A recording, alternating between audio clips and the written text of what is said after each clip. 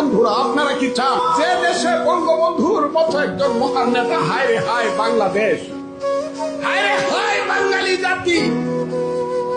একটা লোক জীবনের যৌবন কারাগারে কাটিয়ে ফাঁসির মঞ্চে গিয়ে বাঙালিকে শিখিয়েছে তুমি কে আমি কে, বাঙালি বাঙালি।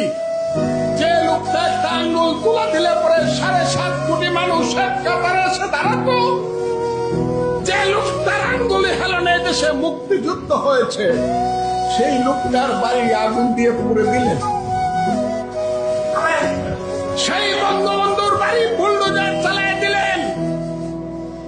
কেউ প্রতিবাদ করলো না, সরকার কিছু করলো না, মিলিটারিরা চৌকিদারের ভূমিকায় অবতীর্ণ হইল। 7 জন বীর শ্রেষ্ঠ, সবাই সামরিক বাহিনীর লোক, তাদের স্ট্যাচুগুলা উপর টাকায় নামায়া পা দিয়া পাড়াইয়া পাড়াইয়া বাংলো থুতু দিল, কেউ কিছু বললেন না। বীর শ্রেষ্ঠ কারা বন্ধুরা, বীর উত্তম কারা, বীর বিক্রম কারা, বীর প্রতীক কারা বন্ধুরা, মুক্তিযোদ্ধা কারা? আমরা আমরা এইখানে যারা বসে আছেন তারা, এইখানে যারা বসে আছেন তারা কি এই দেশে এইভাবে অপমানিত হয়ে মৃত্যুবরণ করতে চান? মুক্তিযোদ্ধা শুনলেই মারতে আসে।